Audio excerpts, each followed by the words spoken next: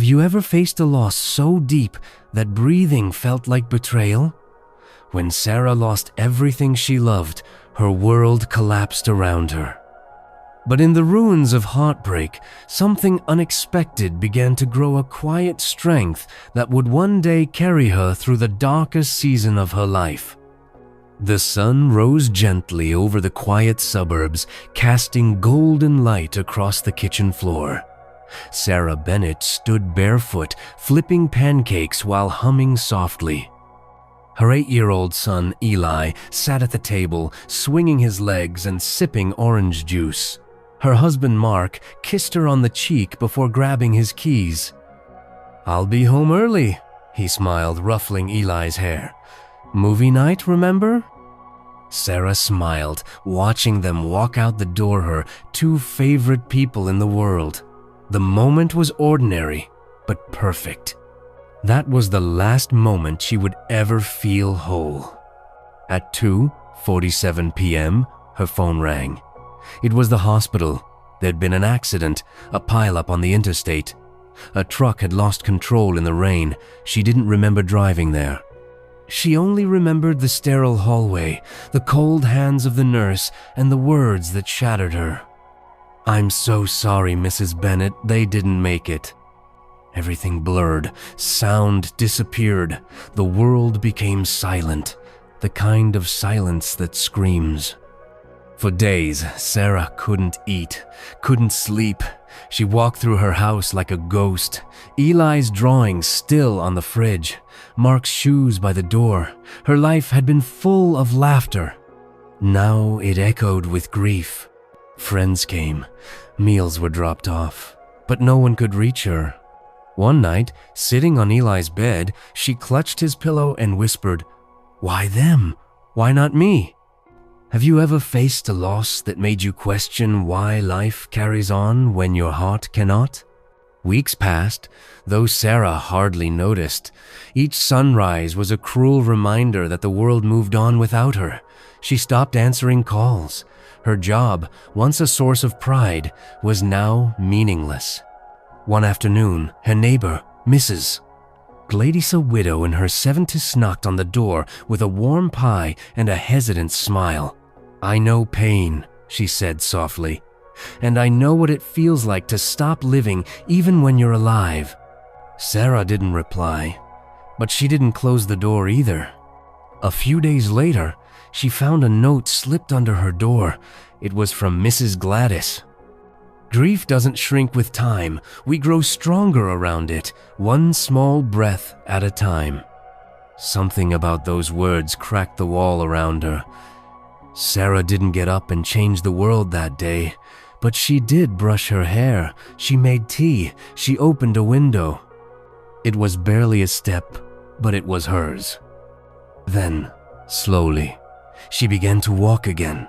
She went outside, she watched birds, she sat in the garden. There was no peace, not yet, but the numbness began to loosen its grip. When have you taken a single small step in the middle of unbearable sorrow and realized it mattered? Winter came, the first snow fell, and with it, a fragile idea formed inside Sarah. Eli had always wanted to help kids. He used to collect toys for children's hospitals. She remembered how proud he was the day they dropped off a box of games and teddy bears. That memory sparked something in her chest, warm and aching. She began gathering toys, at first just a few. Then her friends joined in, then people from her church, then strangers. Sarah started a small charity called Eli's Light. She delivered toys to hospitals, schools, shelters.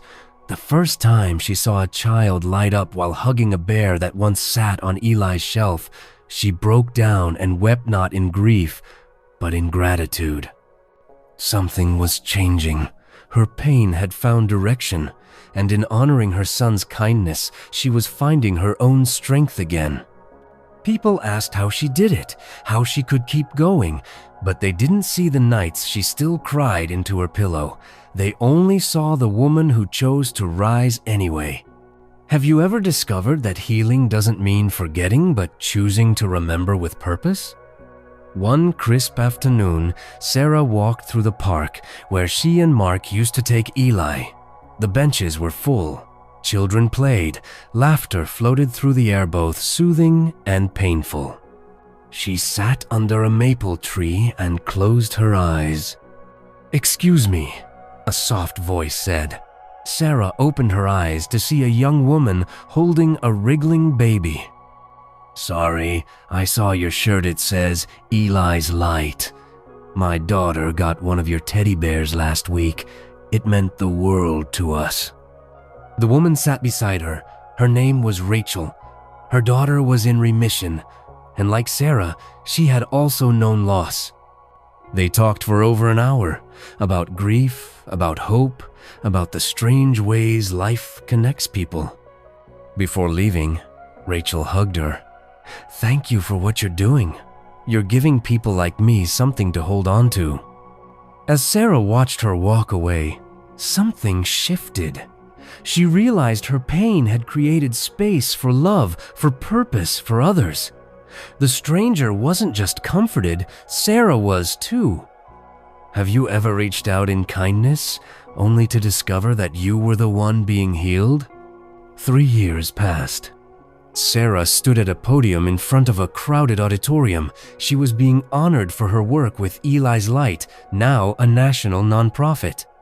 Thousands of children had received comfort, hope, and joy born from one mother's grief. She looked out at the faces, some smiling, some crying, and she told them her story not to gain pity, but to show what was possible when love refuses to give up. "When I lost my family," she said, "I thought I'd lost myself too. But in choosing to keep going one painful, impossible step at a time, I discovered a version of myself I didn't know existed."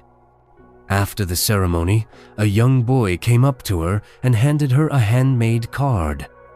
"Thank you, Miss Sarah. Because of you, I believe in good people." She hugged him, tears running down her cheeks. But this time, they weren't from sorrow, they were from pride. Life had not gone the way she planned, but it had led her here, and that, in its own way, was a kind of miracle. Can the deepest wounds in our hearts become the very places where light enters and grows?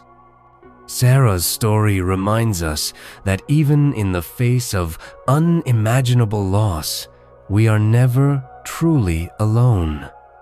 Healing is not a destination, it's a choice we make every day to love again, to live again, and to be a light for others. If this story touched your heart, please like and subscribe to The Kind Story. You never know whose life your kindness might reach. Disclaimer: this story is an original work for The Kind Story, created by human writers with AI assistance for formatting or narration. It reflects real-life inspired emotions and adheres to YouTube's community guidelines and monetization policies.